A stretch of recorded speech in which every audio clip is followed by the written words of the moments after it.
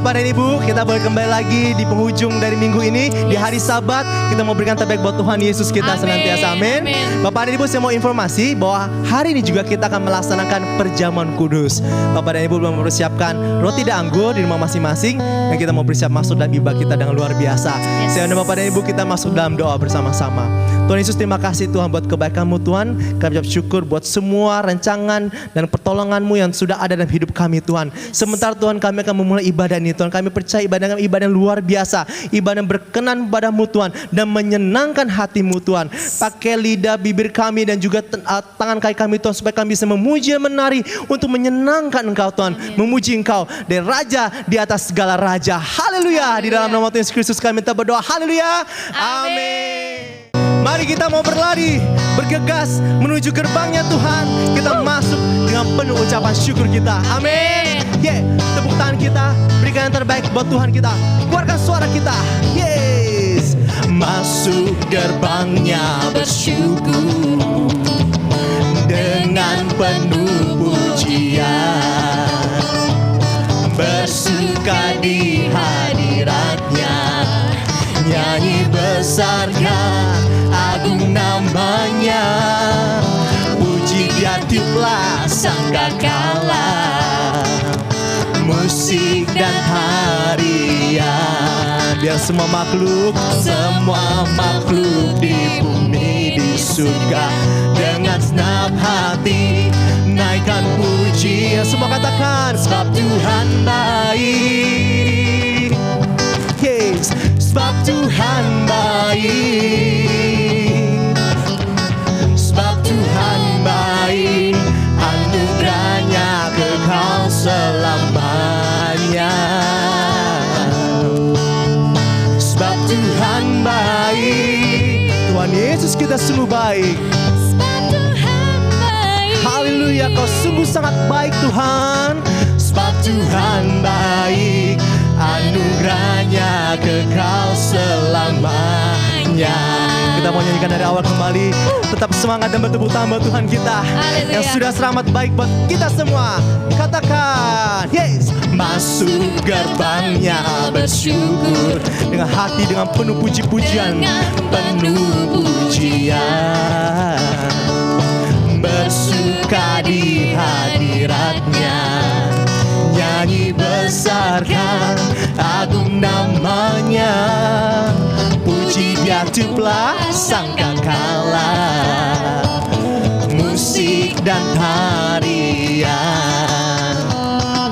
Semua makhluk di bumi di surga dengan senang hati naikkan pujian. Sebab Tuhan baik. Mana jempolnya buat Tuhan kita? Sebab Tuhan baik. Dan angkat buat Tuhan kita. Sebab Tuhan baik, anugerahnya kekal selamanya. Sebab Tuhan baik. Sebab Tuhan baik. Sebab Tuhan baik, anugerahnya kekal selamanya. Mari angkat tangan kita. Kita mau katakan buat terbaik buat Tuhan kita. Sebab Tuhan baik. Sebab Tuhan baik. Sebab Tuhan baik, anugerahnya kekal selamanya. Kita berikan jempol kita. Sebab Tuhan baik. Hey, hey. Sebab Tuhan baik. Sebab Tuhan baik, anugerahnya kekal selamanya. Sebab Tuhan baik. Sebab Tuhan baik, anugerahnya kekal selamanya. Sebab Tuhan baik, anugerahnya kekal selamanya. Haleluya. Tuhan sungguh sangat ramah baik. Amin. Amin. Anugerahnya yang selalu kekal ada di hidup kita. Amin. Yes, amin. Mari kita masih mau untuk memuji nama Tuhan kita. Amin. Amin. Mari kita tetap bergoyang, kita tetap bernyanyi memuji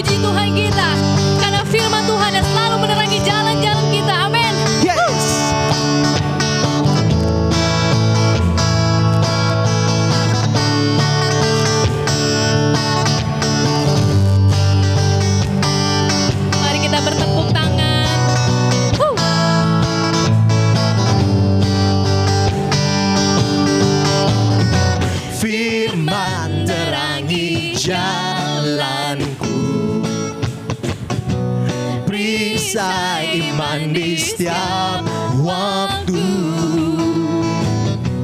Lindungiku dari sekarang, tak pernah ku ragu, karena Dia bersamaku. Setia menjaga, Setia menjaga dengan kuasa mulia. Sama-sama katakan hanya di dalam namanya. Hanya di dalam namanya Yesus, Dia sumber pengharapan di sepanjang hidupku. Hanya di dalam kuasa-Nya pasti tersedia kemenangan bagiku selama-lamanya. Biar jalan-jalan kami Tuhan selalu Engkau sinari dan terangi Tuhan. Yes. Dan selalu ada perisai iman di setiap waktu kami Tuhan. Katakan, firman terangi dan perisai iman di setiap waktu kami Tuhan. Perisai iman di setiap waktu. Kami percaya Kau selalu melindungi kami Tuhan. Dalam segala jalan dan cobaan kami, Engkau selalu ada Tuhan. Tak pernah ku ragu, karena Dia bersamaku. Setia menjaga dengan kuasa mulia.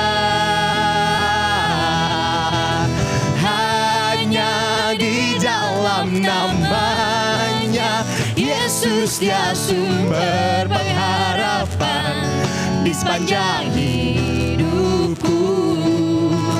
Hanya di dalam kuasa-Nya pasti tersedia kemenangan bagiku selama-lamanya. Kita pegang teguh nama Tuhan, sebab kita tahu di dalam namanya selalu ada pengharapan. Di dalam nama Tuhan selalu ada kesembuhan. Amin. Di dalam nama Tuhan ada kuasa yang dahsyat. Katakan, dalam namanya ada pengharapan, dalam kuasa-Nya kemenangan. Dalam namanya ada pengharapan, dalam kuasa-Nya kemenangan. Ya, katakan, hanya di dalam namanya Yesus, Dia sumber pengharapan di sepanjang hidupku. Hanya di dalam kuasa-Nya pasti tersedia kemenangan bagiku selama-lamanya. Katakan, dalam namanya ada pengharapan, dalam kuasa-Nya kemenangan. Dalam namanya ada pengharapan, dalam kuasa-Nya kemenangan. Yeah. Haleluya. Haleluya, haleluya. Mari kita masuk untuk berfokus pada Tuhan kita lebih lagi. Karena Dialah Tuhan yang sangat baik dalam hidup kita. Dia selalu memberikan anugerah, Dia selalu memberikan terbaik untuk anak-anaknya yang kita terima secara cuma-cuma di dunia ini. Bapa, Engkau sungguh sangat baik Tuhan. Mari saudara-saudari kita angkat satu pujian yang membuktikan kasih Tuhan, anugerah Tuhan selalu ada di hidup kita.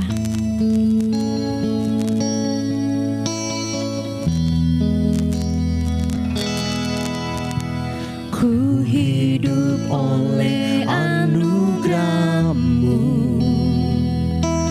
yang terbaik ku terima dari-Mu. Rancangan-Mu indah bagiku,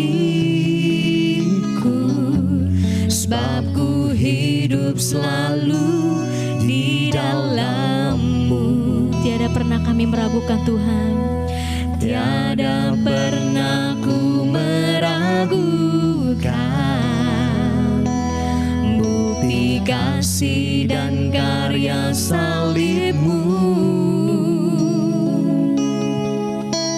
Kau telah mati gantikan hidupku, sebab itu ku selalu bersyukur. Kasih-Mu Tuhan, kasih-Mu memulihkan hidupku,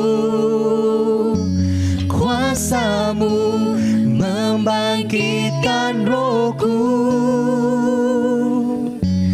darah-Mu telah tercurah bagiku, pengorbanan-Mu sempurna. Kita angkat pujian lagi dari awal. Kami hidup oleh anugerah-Mu Tuhan. Ku hidup oleh anugerah-Mu, yang terbaik ku terima dari-Mu. Rancangan-Mu indah bagiku, sebab ku hidup selalu di dalam-Mu. Tiada pernah kami meragukan Tuhan, tiada pernah ku meragukan bukti kasih dan karya salib-Mu. Kau telah mati gantikan hidupku, sebab itu ku selalu bersyukur. Kasih-Mu memulihkan hidupku, kuasa-Mu membangkitkan roh kami, kuasa-Mu membangkitkan rohku, darah-Mu yang telah bercurah Tuhan, darah-Mu tak tercurah bagiku, pengorbanan-Mu sempurna. Kasih-Mu memulihkan hidupku, kuasa-Mu membangkitkan rohku, darah-Mu tak tercurah bagiku, pengorbanan-Mu sempurna. Pengorbanan-Mu sempurna Tuhan, pengorbanan-Mu sempurna, pengorbanan-Mu sempurna.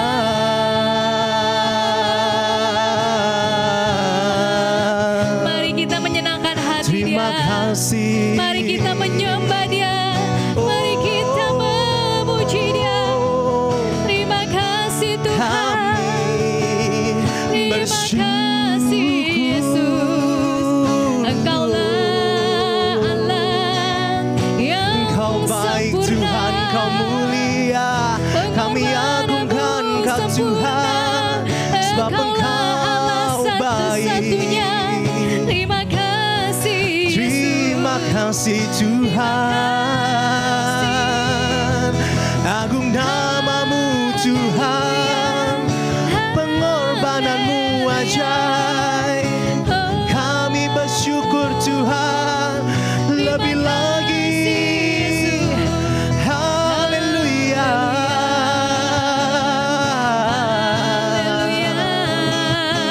Sungguh baik Kau Tuhan, sungguh mulia.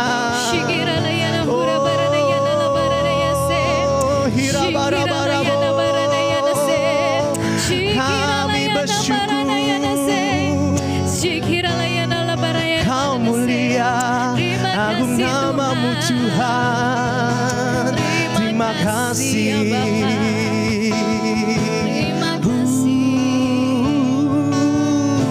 Kasih-Mu memulihkan. Hey, kasih-Mu memulihkan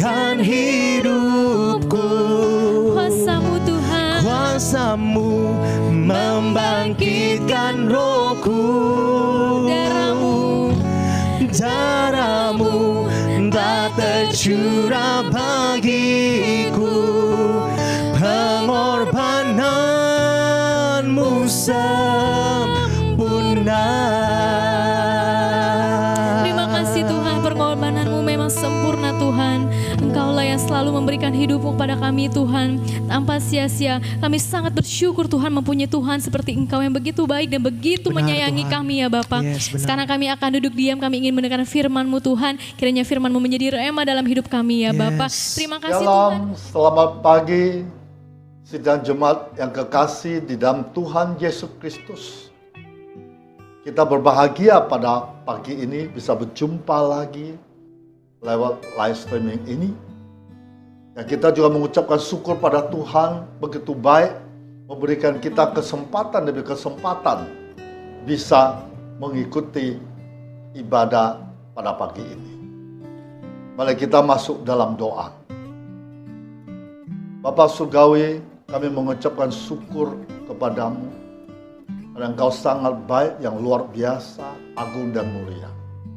Berikan kami semua dan kesempatan bisa menikmati pada pagi ini, bisa memuji, menyembah-Mu, bahkan bisa menikmati sabda-Mu pada pagi ini.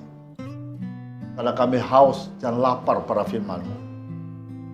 Bersabdalah pada kami Tuhan, dan kami semakin mengasihi-Mu dan mengerti kehendak-Mu semakin dalam. Di dalam nama Tuhan Yesus kami berdoa.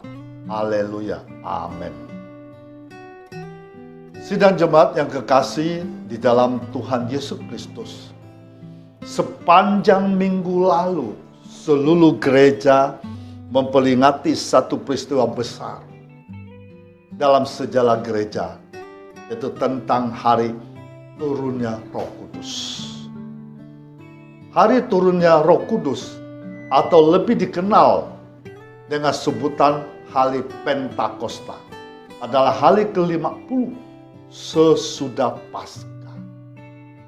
Bapak, Ibu, saudara-saudari kekasih di dalam Tuhan Yesus, peristiwa penurunan Roh Kudus di hari Pentakosta bukanlah peristiwa yang terjadi secara tiba-tiba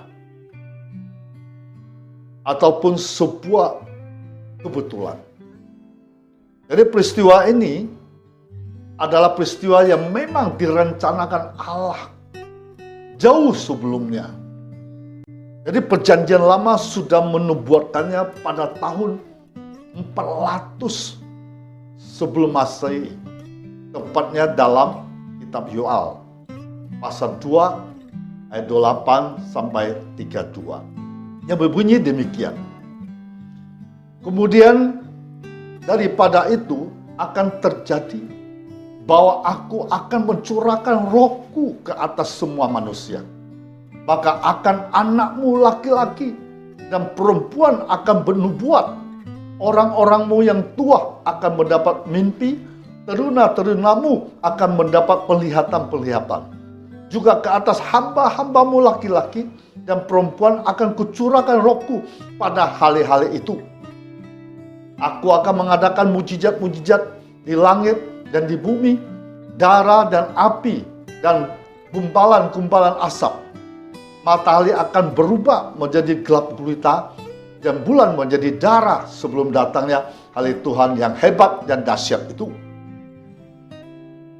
Ayat 32, dan barang siapa berseru kepada nama Tuhan akan diselamatkan, sebab di Gunung Sion dan di Yerusalem akan ada keselamatan.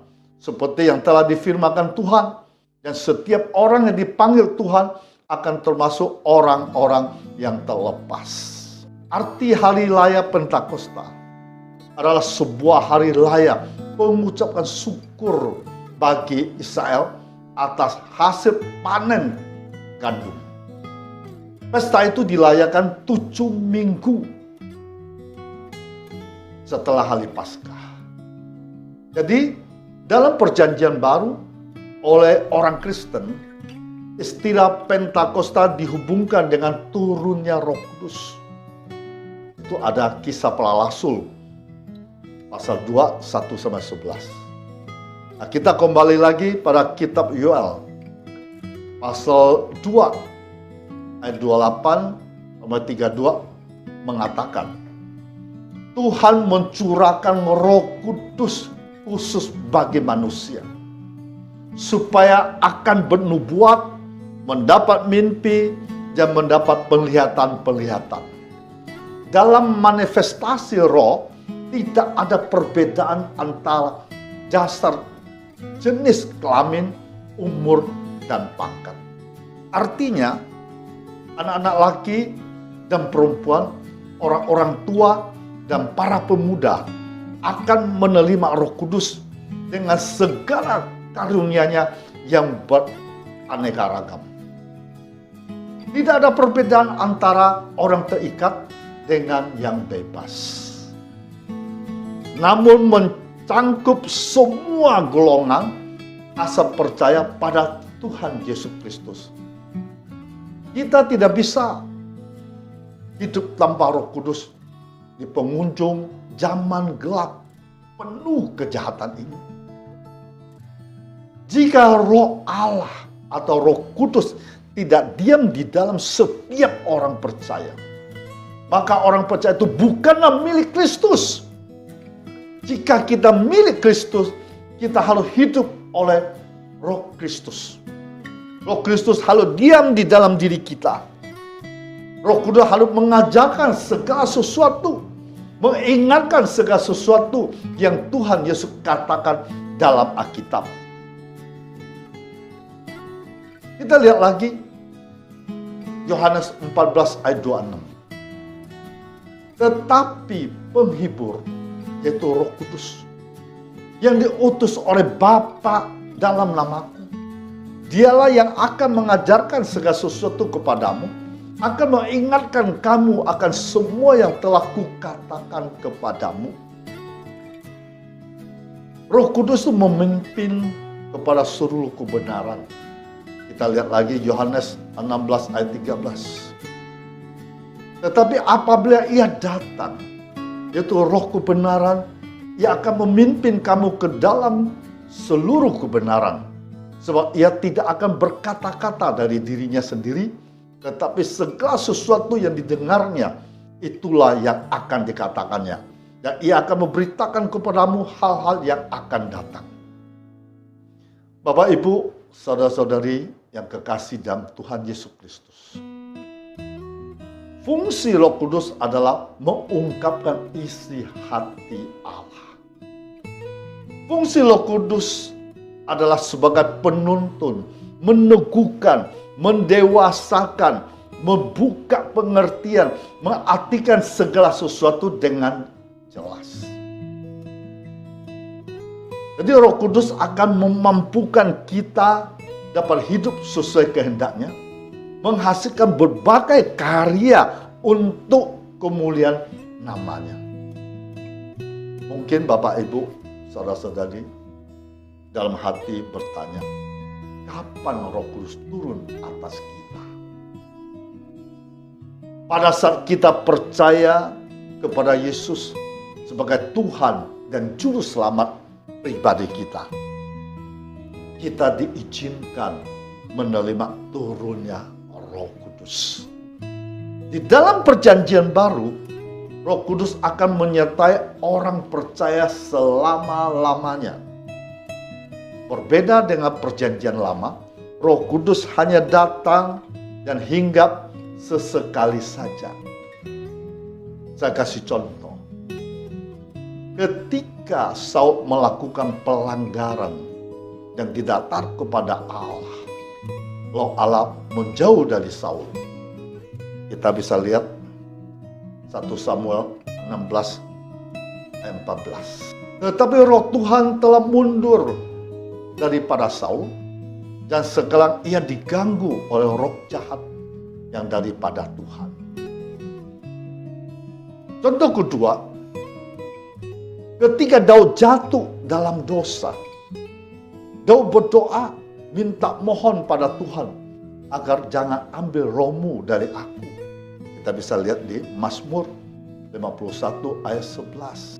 Janganlah membuang aku dari hadapanmu, janganlah mengambil rohmu yang kudus daripadaku. Perjanjian baru Allah benar-benar memberikan rohnya tinggal, berdiam dalam diri orang Kristen secara menetap. Meskipun orang Kristen jatuh dalam perbuatan dosa atau kesalahan serius sekalipun, Roh Kudus tidak akan meninggalkannya. Kita bisa lihat 2 Timotius 2 ayat 13. Jika kita tidak setia, dia tetap setia. Karena dia tidak dapat menyangkal dirinya. Roh Kudus tidak akan pergi. Sebaliknya dia akan menuntun kita kembali Bapa. Roh Kudus akan memimpin kita dalam keseluruhan kebenaran. Itu penting bagi kita untuk mengenal pribadi Roh Kudus. Bapak, Ibu, saudara-saudari kekasih dalam Tuhan Yesus. Pagi ini saya akan menjelaskan ada 3 fungsi Roh Kudus bagi orang percaya yang perlu kita ketahui. Fungsi pertama, fungsi Roh Kudus bagi orang percaya yang pertama adalah menjadikan kita milik Kristus. Kita bisa lihat Roma 8 ayat 9b mengatakan, jika orang tidak memiliki Roh Kristus, ia bukan milik Kristus. Roh Kudus adalah tanda bahwa kita ada milik Kristus yang telah ditebus melalui pengorbanan Yesus di kayu salib, seperti dicatat dalam Efesus pasal 1 ayat 14. Dalam Roh Kudus itu ada jaminan bagian kita sampai kita memperoleh sepenuhnya, yaitu penebusan yang menjadikan kita milik Allah untuk memuji kemuliaannya. Bapak, Ibu, saudara-saudari kekasih dalam Tuhan Yesus Kristus.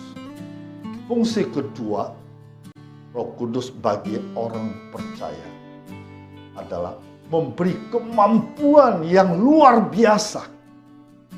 Seorang dapat memiliki kekuatan yang luar biasa di atas rata-rata manusia pada umumnya karena Roh Kudus yang menyertainya.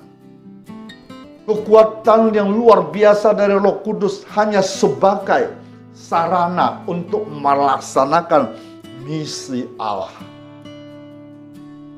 Bahkan orang dipilih Allah untuk menolong dan membebaskan bangsa itu, tetapi Roh Allah bekerja. Kadangkala Roh bekerja meskipun mereka ada kelemahan. Sebenarnya, kelihatannya Allah memilih orang-orang yang tidak penting, yang tidak terkenal, sehingga dapat melihat bahwa kuasa itu berasal dari Allah dan bukan dari manusia. Dan saya kasih contoh seperti Simson di dalam Hakim-Hakim 14 ayat 6. Pada waktu itu berkuasa Roh Tuhan atas dia, sehingga singa itu dicabiknya seperti orang, mencabik anak kambing tanpa apa-apa di tangannya. Tetapi tidak diceritakannya kepada ayahnya atau ibunya apa yang dilakukannya itu. Ketika Simson dipenuhi oleh Roh Kudus, Simson memiliki kekuatan yang luar biasa, sehingga dengan mudah mencabik-cabik seekor singa tanpa melukai tangannya sedikit pun. Dan juga ada beberapa tindakan spektakuler lainnya sebagai Nasir Allah. Contoh kedua saya ambil Daniel. Daniel memiliki kemampuan yang luar biasa dalam hal akal budi dan hikmat. Pada zamannya di tengah-tengah bangsa kafir, ia dikenal penuh roh para dewa yang kudus. Kita baca Daniel 4 ayat 8. Pada akhirnya Daniel datang menghadap aku, yakni Daniel dinamai Belsasar, menurut nama dewaku, dan yang penuh dengan roh para dewa yang kudus. Lalu kuceritakan kepada yang mimpi itu. Daniel dipenuhi Roh Kudus, sehingga Daniel sanggup mengartikan mimpi Raja Nebukadnezar. Kita sambung lagi, kita buka lagi Daniel 5 ayat 12. Karena pada itu terdapat roh yang luar biasa, pengetahuan dan akal budi, sehingga dapat menerangkan mimpi, menyingkapkan hal-hal yang tersembunyi, dan menguraikan kekusutan, yakni pada Daniel yang dinamai Belshazzar oleh raja. Baiklah sekarang Daniel dipanggil dan ia akan memberitahukan maknanya. Ketika Daniel dipenuhi oleh Roh Kudus, Daniel mendapatkan yang luar biasa pengetahuan dan akal budi, dapat menerangkan mimpi dan menyingkapkan hal-hal yang tersembunyi. Bapak Ibu, saudara-saudari kasih di dalam Tuhan Yesus. Contoh ketiga, Mika menyatakan Roh Kudus dapat memberikan kekuatan. Tentu saja bukanlah kekuatan yang biasa-biasa. Kita baca lagi Mika pasal 3 ayat 8. Tetapi aku ini penuh dengan kekuatan, dengan Roh Tuhan, dengan keadilan dan keperkasaan, untuk memberitahukan kepada Yakub pelanggarannya dan kepada Esau dosanya. Pekerjaan Roh Kudus dalam Perjanjian Lama cakupannya sangat luas. Sebagai pewujud dan karya Allah tetap peduli dengan ciptaannya. Fungsi yang ketiga, Roh Kudus bagi orang percaya membawa hidup dalam kekudusan. Rasul Paulus menghubungkan hidup dalam roh yang terjadi dalam diri seorang dengan kemampuan yang diterima dari roh untuk mematikan perbuatan-perbuatan daging. Kita bisa lihat Roma pasal 8 ayat 9 sampai 13. Yang ayat 9, tetapi kamu tidak hidup dalam daging, melainkan dalam roh. Jika memang roh Allah diam di dalam kamu, tetapi jika orang tidak memiliki roh Kristus, ia bukan milik Kristus. Tetapi jika Kristus ada di dalam kamu, maka tubuh memang mati karena dosa, tetapi roh ada kehidupan oleh karena kebenaran. Ayat 11, dan jika roh Dia yang telah membangkitkan Yesus dari antara orang mati diam di dalam kamu, maka Ia yang telah membangkitkan Kristus Yesus di antara orang-orang mati akan menghidupkan juga tubuhmu yang fana itu oleh rohnya yang diam di dalam kamu. Ayat 12, jadi saudara-saudara, kita ada orang berhutang, tetapi bukan kepada daging, supaya hidup menurut daging. Yang 13, sebab jika kamu hidup menurut daging, kamu akan mati. Tetapi jika oleh roh kamu mematikan perbuatan-perbuatan tubuhmu, kamu akan hidup. Tadi kita baca Roma 8 ayat 9, ditulis roh Allah diam di dalam kamu.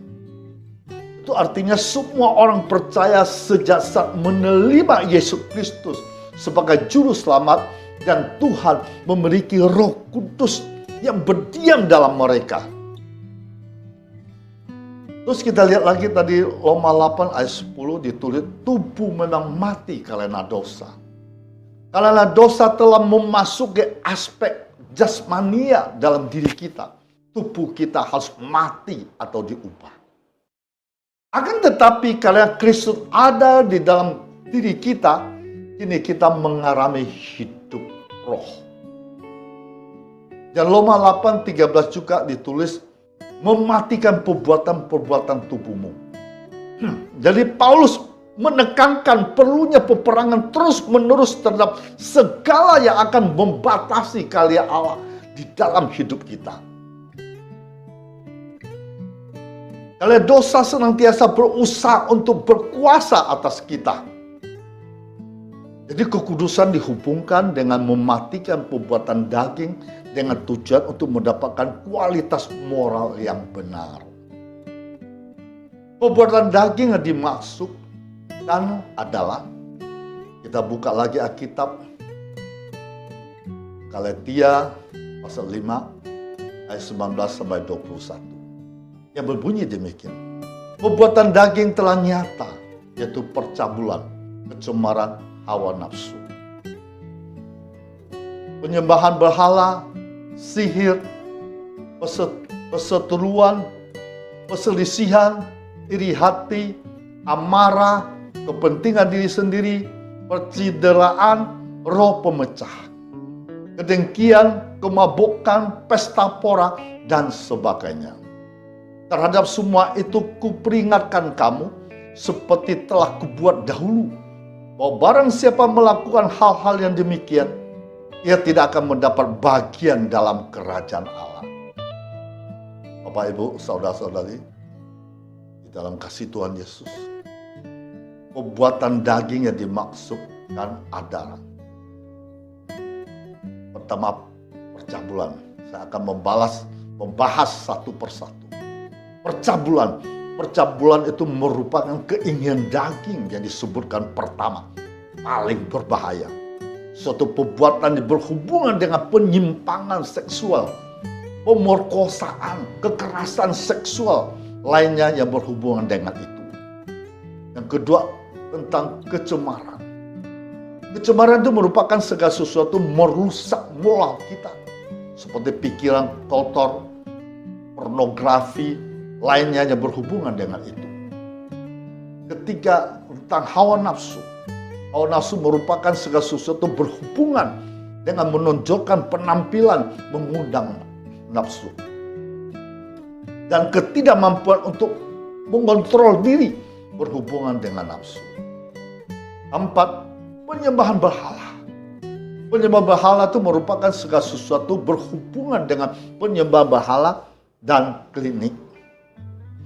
Bangsa Yahudi sudah pernah terlibat penyembahan berhala seperti di dalam Yesaya pasal 44. Demikian juga bangsa lain seperti bangsa Yunani, Romawi, orang-orang Galatia sendiri banyak memiliki dewa dan dewi.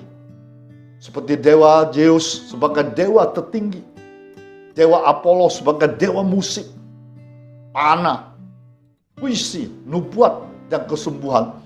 Dewi Athena sebagai dewi perang yang lainnya. Kelima, sihir. Sihir di sini mungkin peracikan minuman atau obat-obatan untuk praktek magis. 6, perseteruan. Perseteruan itu seperti keinginan untuk mencari musuh atau dendam. Perselisihan itu merupakan segala berhubungan, percekcokan, perdebatan, konflik seperti dalam rumah tangga. 8 itu iri hati. Iri hati merupakan segala sesuatu berhubungan kecemburuan dan dengki. 9, amarah. Amarah itu merupakan tentang sifat marah dan kemarahan. 10, kepentingan diri sendiri. Kepentingan diri sendiri, arti dari kata ini menunjukkan persaingan yang tidak sehat. Percideraan. Percideraan merupakan segala sesuatu berhubungan pertingkaian dan kekerasan. 12, roh pemecah. Roh pemecah, arti di sini pemecahan seperti karena bidat-bidat, itu ajaran penyesatan atau dikuasa keinginan dunia, hidup tanpa Roh Kudus. Terus 13, kedengkian. Kedengkian itu mirip terkait dengan sifat cemburu dan iri, kemabukan. Kemabukan segala berhubungan dengan peminum alkohol. 15, pesta pola. Pesta pola segala berhubungan, pesta pora, pesta besar dan meriah, dan sebagainya. Kesemuan keinginan daging tersebut tidak diperkenakan Allah untuk kita lakukan. Meskipun secara jasmani sangat sulit, kita percaya Tuhan Yesus akan membantu kita. Keinginan daging tidak bisa kita anggap remeh. Sebab melalui firman-Nya Allah dengan sangat tegas dan tidak berkompromi mengatakan pada ayat 21 tadi. Dia mengatakan terhadap semua itu kuperingatkan kamu. Kata kuperingatkan kepadamu menunjukkan kata bentuk lampau. Artinya Rasul Paulus pernah mengatakannya mungkin berkali-kali. Suatu peringatan yang harus selalu diingat-ingat oleh para murid. Dan di sana juga dikatakan seperti yang telah kuperbuat dahulu. Menunjukkan bahwa Rasul Paulus sudah mempraktekkannya secara berulang-ulang atau menjadikannya sebagai kebiasaan. Dan juga di sana dikatakan bahwa barang siapa melakukan hal-hal demikian, ia tidak akan mendapat bagian kerajaan Allah. Arti dari kalimat ini adalah siapa yang melakukan keinginan-keinginan daging tidak akan mewarisi bagian dari kerajaan Allah. Jadi kalimat pada ayat 21 harus benar-benar dipahami. Rasul Paulus sudah mengingatkan berulang-ulang, sudah mempraktekkannya, mengatakan dengan tegas bahwa kerajaan Allah tidak akan diberikan kepada mereka yang tetap mengikuti keinginan daging tersebut. Sebagai gantinya, kita wajib mengikuti keinginan roh. Bapak, Ibu, saudara kasih dalam Tuhan Yesus. Buah roh adalah kasih, sukacita, damai sejahtera, kesabaran, kemurahan, kebaikan, kesetiaan, kelemah lembutan, penguasai diri. Roh Kudus itu menolong orang percaya melepaskan diri dari ikatan perbuatan daging, memimpinnya untuk hidup dalam kekudusan. Jadi Bapak, Ibu, saudara-saudari yang kekasih dalam Tuhan Yesus Kristus, fungsi Roh Kudus bagi orang percaya adalah pertama, menjadikan kita milik Kristus. Kedua, memberi kemampuan yang luar biasa, membawa hidup dalam kekudusan. Mari kita dalam doa. Bapa Surgawi, terima kasih. Firman-Mu sudah memberitahukan kami untuk mematikan perbuatan daging. Kami harus hidup dengan roh. Ya, kami menuruti daging, kami tidak mendapat bagian kerajaan surga. Maka lewat firman-Mu pada pagi ini, kami harus berubah. Kami harus mengikuti firman-Mu yang sudah disampaikan pada pagi ini. Supaya hidup kami bisa diperbarui oleh Roh Kudus. Dan kami bisa mampu menjalani apa yang Tuhan inginkan. Berkati semua sudah mendengar sabda muda pagi ini. Di dalam nama Tuhan Yesus. Haleluya. Amin.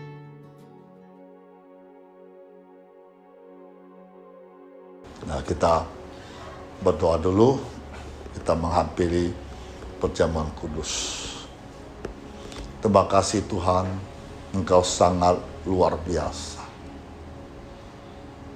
Allah yang bisa kami andalkan, Allah yang selalu menjaga kami, Allah selalu memberkati kami, Allah selalu membimbing kami dengan jalan yang benar. Allah selalu memberikan terbaik dalam hidup kami. Karena Engkau Allah yang luar biasa, yang dahsyat. Saat ini kami menghampiri perjamuan kudus.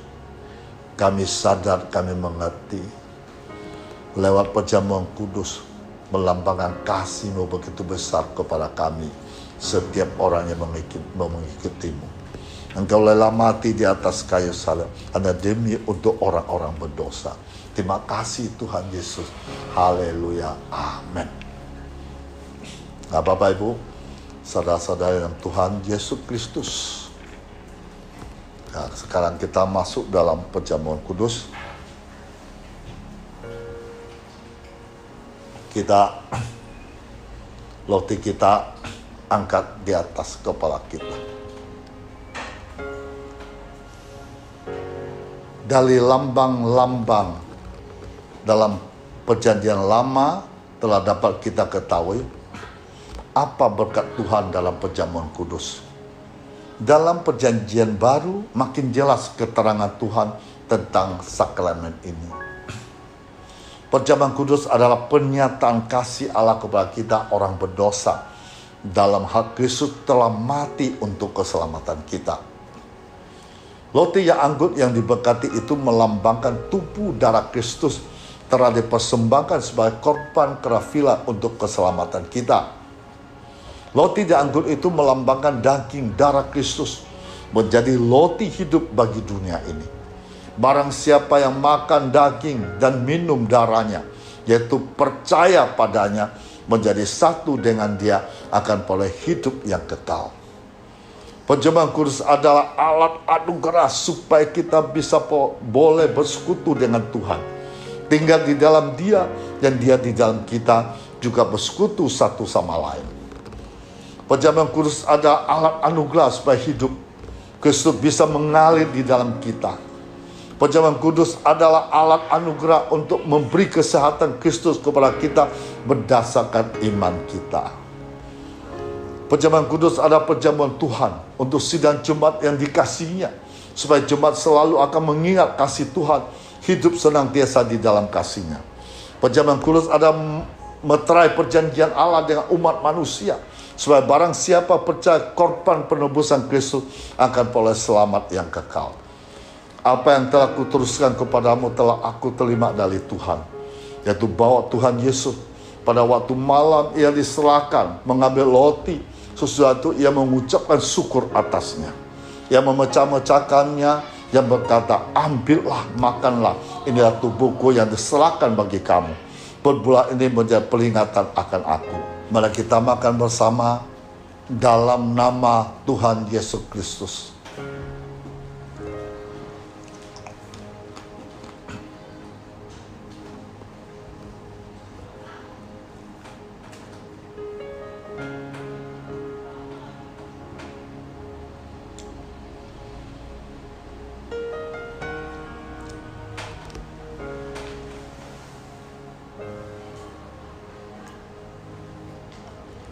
Demikianlah juga ia mengambil cawang sesudah makan lalu berkata, cawang ini adalah perjanjian baru dimateraikan oleh darahku, ditumpahkan bagi banyak orang untuk pengampunan dosa. Sebab setiap kamu makan roti ini, minum anggur ini, kamu beritakan kematian Tuhan sampai ia datang kembali. Berbuatlah ini setiap kali kamu meminumnya, menjadi peringatan akan aku. Mari kita minum dalam nama Tuhan Yesus Kristus. Haleluya.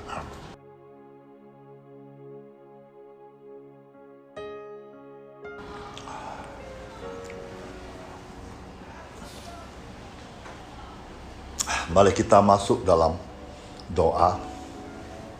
Sekalian doa berkat. Terima kasih Tuhan, Engkau begitu baik yang luar biasa. Kami sudah mendengar sabdamu, kami sudah menghampiri perjamuan kudus. Sehingga pada hari ini kami merasa kuat, merasa semangat, karena firman-Mu menghibur kami, firman-Mu menuntun kami dalam jalan kebenaran-Mu. Terima kasih Tuhan yang luar biasa. Haleluya Tuhan. Sekiranya Engkau memperhatikan perintah-perintah Tuhan, maka damai sejahtera-Mu akan seperti sungai yang tidak pernah kering.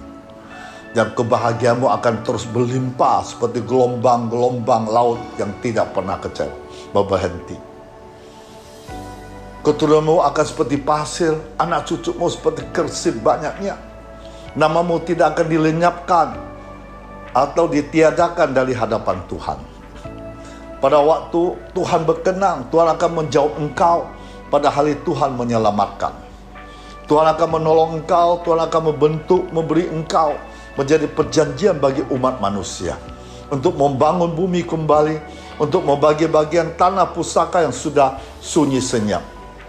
Kamu tidak akan menjadi lapar atau haus, ingin hangat dan terik matahari tidak akan menimpa kamu, sebab penyayang kamu akan memimpin kamu, akan menuntun kamu ke dekat sumber-sumber air. Tuhan akan membuat segala gunung menjadi jalan, segala jalan layak Tuhan akan ratakan. Tuhan akan melukiskan engkau di telapak tangan Tuhan.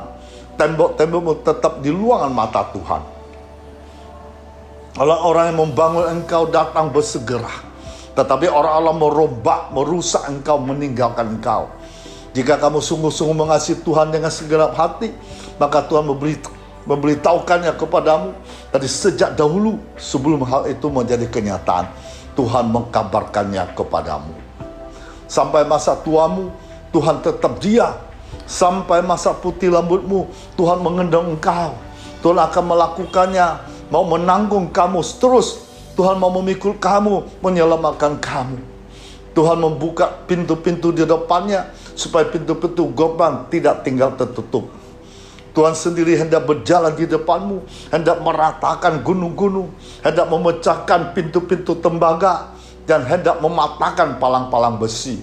Tuhan akan memberikan kepadamu harta benda yang terpendam, harta kekayaan tersembunyi, supaya engkau tahu bahwa akulah Tuhan Allahmu, membangkit engkau dengan namamu, yang menjadikan terang, menciptakan gelap, menjadikan nasib mujur, menciptakan nasib marang. Akulah Tuhan membuat semua ini. Maka terangmu akan terbit dalam gelap, gerapanmu akan seperti lembang tengah hari. Tuhan akan menuntun engkau senantiasa, akan memuaskan hatimu di tanah yang kering, akan membaharui kekuatanmu. Engkau seperti taman yang diayak dengan baik, seperti mata air tidak pernah mengecewakan. Maka engkau bersenang-senang karena Tuhan. Tuhan akan membuat engkau melintasi bukit-bukit bumi dengan kendaraan kemenangan. Dalam nama Tuhan Yesus Kristus. Haleluya. Mari kita angkat tangan. Terima berkat Tuhan. Terimalah damai sejahtera Allah Bapa kita di surga. Cinta kasih Tuhan Yesus tidak pernah berkesudahan. Persekutuan dengan Roh Kudus hari ini sampai Maranatha. Di dalam nama Tuhan Yesus yang percaya katakan amin.